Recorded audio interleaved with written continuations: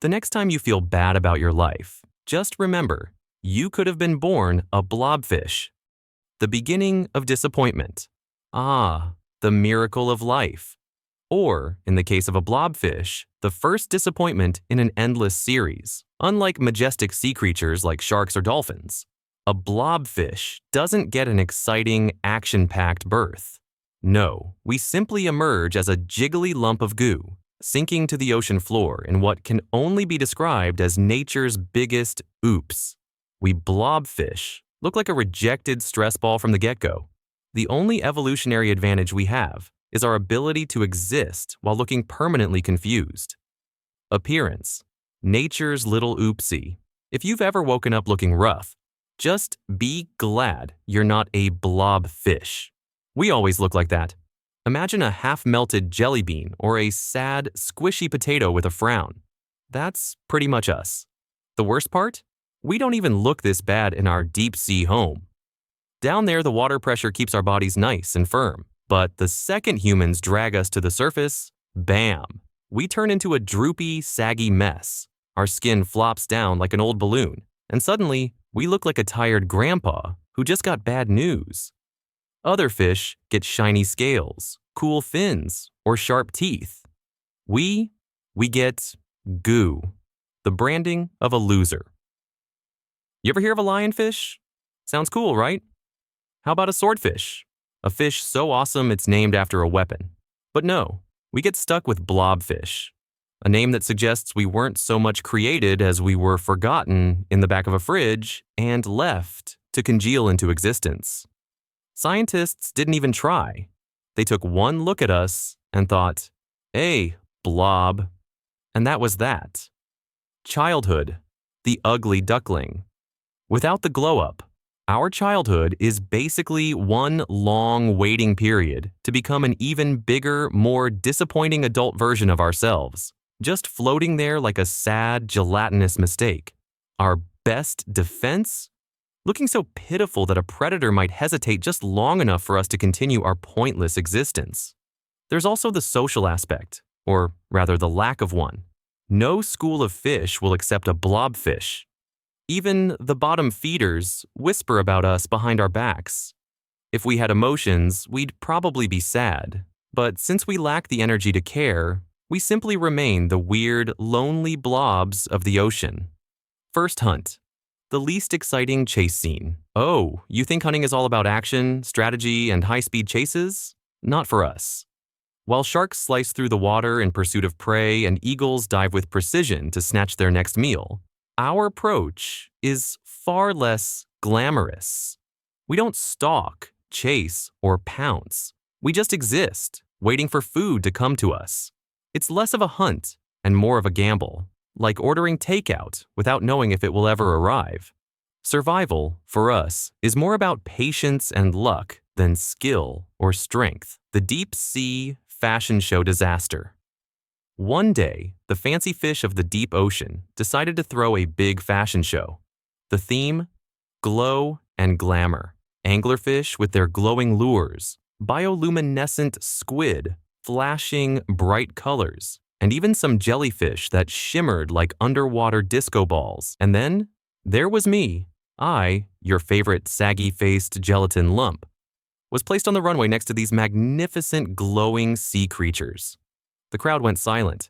Not the wow, amazing kind of silent. The awkward kind of silent. But the worst was yet to come. A strong ocean current suddenly swept through the runway. And guess who had no muscles to fight it? That's right, me. I tumbled forward, rolling helplessly like a dropped meatball, and crashed face first into the horrified crowd. And that, my friends, is how I single-handedly ruined the biggest fashion show in deep-sea history, just by showing up. Speaking of food, let's talk about our luxurious blobfish diet. While other fish feast on vibrant coral reef offerings, we dine on the exquisite cuisine of whatever happens to float by. Our dining strategy is basically, if it fits in my mouth and I don't have to move for it, it's dinner. By the time we reach adulthood, a feat in itself, considering how the ocean is filled with creatures eager to eat anything that drifts, we have fully accepted our fate. We are the embodiment of aimlessness. No grand ambitions, no evolutionary purpose, no real contribution to the ecosystem. Other creatures hunt, build, migrate, or defend their territory. We simply exist. We don't even have bones to give us structure or direction. We are, quite literally, blobs, floating in the vast, dark depths of the sea. Mating, the least romantic love story ever. If you thought your dating life was bad, imagine being a blobfish.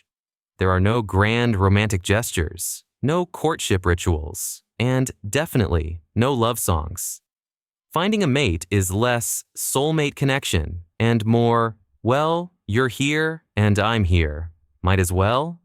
Once we find another blobfish who's equally disinterested in romance, we do what nature demands, and then continue our lives of passive disappointment. Now, you might be wondering, what's the worst that could happen to a blobfish?